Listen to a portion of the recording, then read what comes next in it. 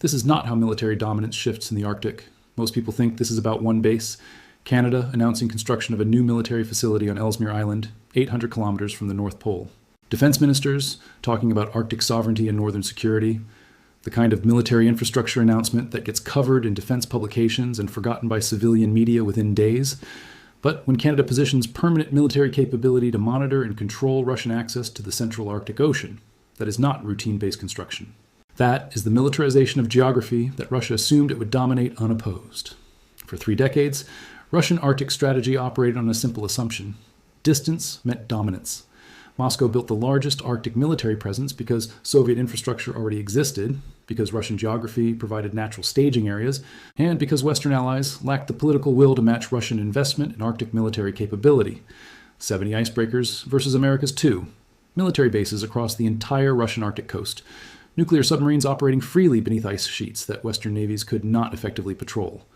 Russia controlled Arctic access because nobody else bothered to contest it.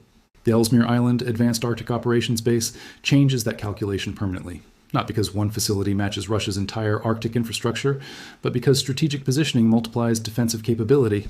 Ellesmere Island sits at the entrance to the central Arctic Ocean. Any vessel attempting to cross the Arctic from Russian territory to North American approaches must pass within surveillance range. Any submarine surfacing in the central Arctic operates under Canadian observation. Any aircraft crossing polar routes encounters Canadian air defense coverage. Geography that Russia assumed was open ocean becomes monitored territory. This is where leverage quietly changes hands. The base announcement came 24 hours after satellite intelligence detected increased Russian military activity at Franz Josef Land and Novaya Zemlya. New radar installations, expanded runway capacity, additional icebreaker deployments. Moscow was positioning for increased Arctic operations, assuming Western responses would remain limited to diplomatic protests and symbolic patrol deployments. Instead, Canada committed $8 billion over 6 years to permanent Arctic military infrastructure designed specifically to counter Russian Arctic expansion. $8 billion purchases substantial capability. The Ellesmere facility includes runways capable of handling military transport aircraft and fighter jets, deepwater port facilities for Coast Guard icebreakers and naval vessels, radar systems providing 360-degree Arctic Ocean surveillance, communications, infrastructure connecting to NORAD networks and NATO early warning systems, housing and logistics for year-round operations by Canadian Forces Arctic Response Company and Royal Canadian Air Force Arctic Squadrons. Most critically, the base includes infrastructure for hosting Allied military operations. Norway contributes Arctic warfare expertise. Denmark provides polar logistics support. Finland adds cold weather combat training. The United States supplies advanced radar technology and satellite coordination. What begins as Canadian Arctic sovereignty investment becomes NATO Arctic military cooperation under Canadian leadership, rather than American coordination. Russian strategic planners understood immediately. For decades, Arctic military operations meant Russian operations, with occasional Western responses. Moscow initiated. Washington reacted. European allies provided minimal Arctic capability. Canada conducted symbolic sovereignty patrols during brief summer months. The strategic initiative remained Russian because infrastructure advantage translated into operational advantage. Permanent Canadian Arctic military presence reverses that initiative. Russian vessels entering the central Arctic encounter immediate detection and monitoring. Russian submarines operate under continuous observation. Russian aircraft face interception capability rather than unopposed transit. Moscow can no longer assume Arctic operations remain unobserved until they reach North American detection networks hundreds of kilometers south. The technological implications compound the geographic advantages. Modern Arctic warfare depends on information dominance, satellite surveillance, underwater sensor networks, long-range radar coverage, real-time communications. Ellesmere Island positions. Canadian and Allied sensor systems to monitor Russian Arctic activity from source rather than destination. Instead of detecting Russian operations when they approach North American territory, Allied intelligence observes Russian Arctic deployments as they develop. Early warning becomes early interdiction. Russian submarines departing Murmansk encounter Canadian surveillance before reaching international waters. Russian icebreakers, staging Arctic operations, face continuous monitoring from mission planning through execution. Russian military aircraft crossing polar routes operate under Allied radar coverage that tracks courses, altitudes, and capabilities in real time. Information dominance enables strategic surprise. Russia loses the ability to conduct unobserved Arctic operations. Every deployment, every exercise, every capability test occurs under Allied observation. Strategic planning becomes reactive rather than proactive when adversaries monitor your preparations continuously. But the deeper strategic shift involves alliance coordination without American leadership. For 70 years, North American Arctic defense meant American leadership with Canadian support. NORAD headquarters in Colorado, American strategic planning, Canadian territorial sovereignty with American military backing. European allies provided minimal Arctic capability because American continental defense was assumed adequate. Trump's threats to Canadian sovereignty destroyed those assumptions. If America threatens to annex Canada, Canadian Arctic defense cannot depend on American leadership. If American reliability is questionable, European NATO allies must develop Arctic capabilities independently. The Ellesmere base represents Arctic defense coordination that assumes American support, but does not require American leadership. Nordic countries bring serious Arctic military experience. Finland and Sweden recently joined NATO with extensive cold weather warfare capabilities. Norway operates advanced Arctic surveillance networks. Denmark controls Greenland approaches to the Central Arctic. Iceland provides strategic positioning astride Atlantic Arctic shipping routes. Combined with Canadian Arctic infrastructure, these countries create comprehensive Arctic defense coverage that matches Russian capability without depending on American strategic direction. This coordination represents fundamental shifts in Arctic military balance. Russian Arctic doctrine assumed geographic advantages were permanent. Longer Arctic coastline provided more staging areas. Established infrastructure reduced deployment costs. Decades of Arctic military experience gave Russian forces operational advantages. Western responses remained limited because Arctic operations were expensive, politically difficult, and strategically secondary to other defense priorities. Canadian permanent Arctic military presence demonstrates that geographic advantages erode when adversaries invest sufficiently to counter them. Russian coastline advantages diminish when Allied forces position to monitor Russian departures rather than await Russian arrivals. Infrastructure advantages fade when Allied investment creates comparable capability. Experience advantages disappear when Allied forces train continuously in Arctic conditions rather than conducting occasional exercises. The nuclear submarine implications are particularly significant. Russian Arctic strategy depends heavily on submarine operations beneath ice coverage that historically provided concealment from Western detection. Submarines launching from Russian Arctic bases could transit Arctic Ocean routes without effective Allied monitoring. Nuclear submarines carrying ballistic missiles used Arctic ice as mobile launch platforms beyond Western interdiction capability. Ellesmere Island surveillance changes submarine warfare fundamentals. Advanced sonar arrays detect submarine activity across Central Arctic approaches. Underwater sensor networks track submarine movements between Russian bases and North American targets. Real-time intelligence coordination enables rapid Allied submarine response to Russian deployments. Arctic Ocean routes that provided Russian submarines strategic concealment become monitored corridors subject to Allied interdiction. The economic warfare dimension compounds military implications. Russian Arctic expansion serves economic as well as military purposes. Control of Arctic shipping routes generates revenue from transit fees and logistics services. Access to Arctic mineral resources requires military security for extraction operations. Dominance of Arctic waters enables exclusive economic zone claims that extend Russian territorial control. Canadian military positioning threatens all three economic strategies. Arctic shipping routes, under Canadian surveillance, become subject to Canadian regulation and interdiction. Russian mineral extraction operations face potential military pressure if political tensions escalate. Exclusive economic zone claims become difficult to enforce when Allied military forces maintain permanent presence in disputed areas. Climate change accelerates these strategic shifts.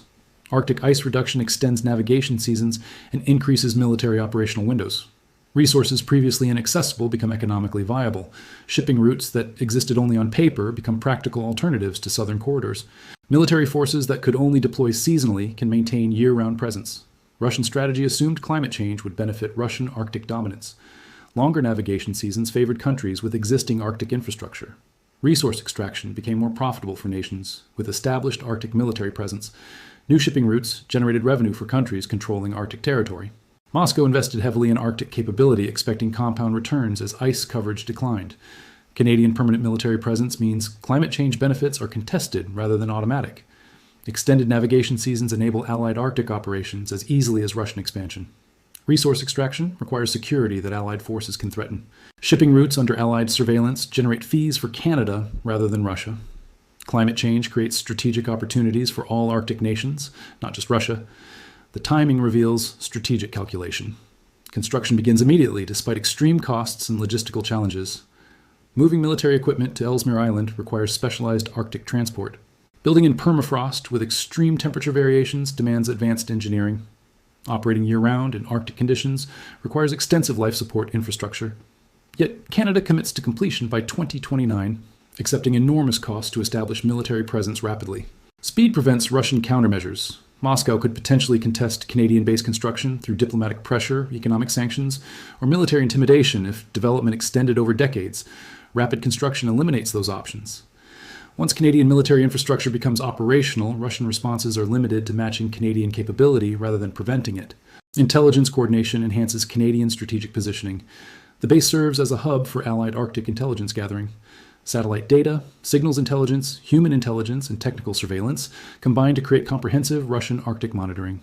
Intelligence sharing with NATO allies, Five Eyes partners, and Nordic countries creates information advantages that persist regardless of American political leadership changes. Moscow recognizes the strategic threat, but faces limited response options.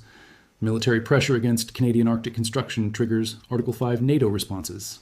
Economic sanctions against Canada affect European energy relationships that Russia cannot afford to disrupt further. Diplomatic protests have no impact on infrastructure already under construction. Russian countermoves are essentially limited to matching Canadian military investment while accepting permanent Allied presence in previously uncontested Arctic territory. Chinese Arctic ambitions complicate Russian strategic calculations. Beijing calls itself a near-Arctic state despite geographic realities. Chinese investment in icebreaker technology, Arctic research, and polar shipping infrastructure reflects long-term Arctic engagement plans.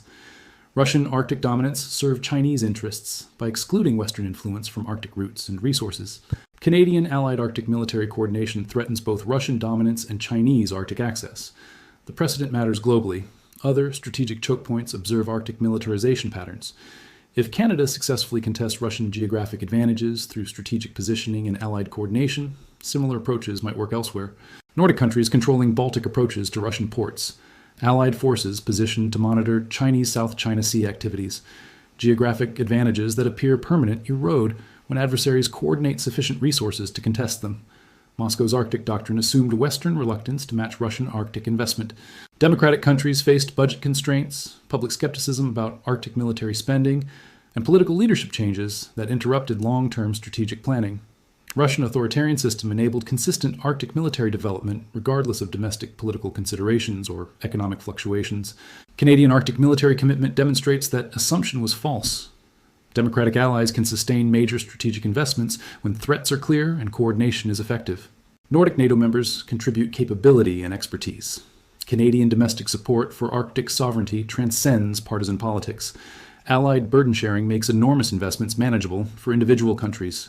The strategic implications compound over time. Russian Arctic operations that proceeded unobserved now occur under constant Allied surveillance. Russian submarine deployments face Allied interdiction capability.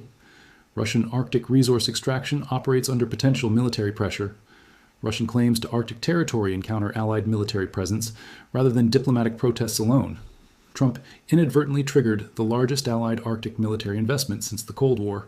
His threats to Canadian sovereignty forced Canada to develop independent Arctic defense capability. His unreliability pushed European NATO allies toward Arctic military cooperation that does not depend on American leadership. His rhetoric about Greenland annexation demonstrated that Allied territory was not secure from American territorial ambitions, requiring enhanced Allied coordination for mutual defense. The Ellesmere Island Advanced Arctic Operations Base represents more than military infrastructure. It represents the recognition that Russian Arctic dominance was not inevitable, only uncontested. That Allied coordination can match Russian capability when political will and financial commitment align. That geographic advantages erode when adversaries invest sufficiently to counter them. That Arctic military balance reflects strategic choice rather than natural dominance. Russian Arctic expansion assumed Western responses would remain limited to symbolic gestures and diplomatic protests. Instead, Canada built permanent military infrastructure designed specifically to monitor, counter, and contest Russian Arctic operations. $8 billion later, Russian Arctic dominance is contested rather than assumed. Allied capability matches Russian infrastructure. Arctic military initiative is competitive rather than Russian-controlled. By the time Moscow acknowledges the strategic shift, Canadian military presence will already be operational. Allied Arctic coordination will already be established. Russian Arctic advantages will already be contested. Arctic military dominance will already require sustained competition rather than assumed geographic control. History does not reverse because it is misunderstood. The Arctic is militarizing under Allied coordination rather than Russian dominance. Geographic advantages are being contested rather than conceded. Military balance is shifting toward competition rather than Russian supremacy. And Canada just positioned Allied forces to ensure that shift becomes permanent rather than temporary.